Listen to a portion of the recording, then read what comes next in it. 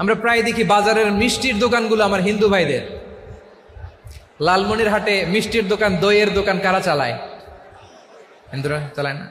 তারপরে যে বারবার শপ, চুল কাটে যে নাপিত, অধিকাংশ নাপিতের দোকানে কারা? আমার হিন্দু ভাইরা।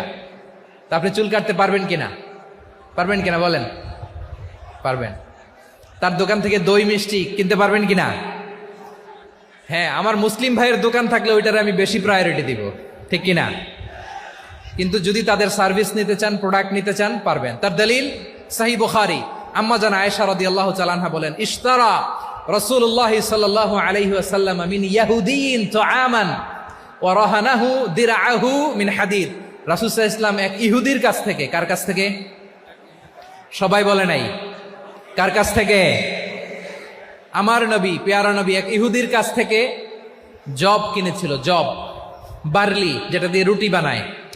ওই জবের দাম দেওয়া টাকা পয়সা নবীর কাছে ছিল না। ফলে নবী ওনার একটা পোশাককে মর্গেজ রেখেছিলেন, মর্গেজ, বন্ধক, যে এখন এটার দাম দিতে পারবো না, কয়েক কেজি বার্লি নিয়ে যাই আর বন্ধক হিসেবে আমার জামাটা রেখে গেলাম, যেদিন দাম দিব ওই দিন জামাটা ছুটাই নিয়ে যাব।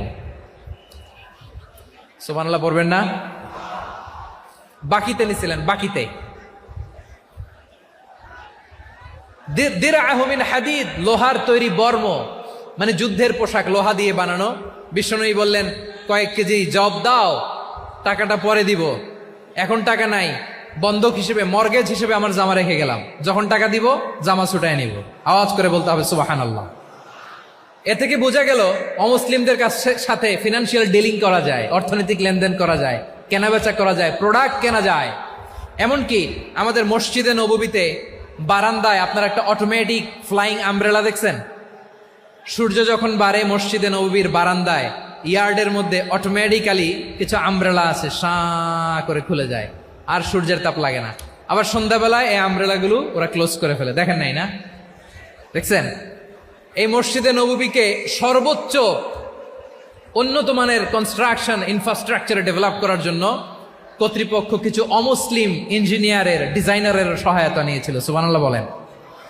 কোন দলিলের ভিত্তিতে? এই দলিলের ভিত্তিতে যে বিষ্ণু ঈসা ইসলাম অমুসলিমদের সাথেও লেনদেন করেছেন। আওয়াজ করে বলতে হবে আল্লাহু আকবার।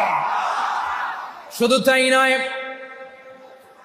ইন কেস অফ ইমার্জেন্সি, প্রয়োজনে ইসলামের খাতিরে, ইসলামকে সামনের দিকে এগিয়ে নিয়ে যাওয়ার জন্য অমুসলিমদের সাপোর্ট নেওয়া জায়েজ আছে। সুবহানাল্লাহ বলেন।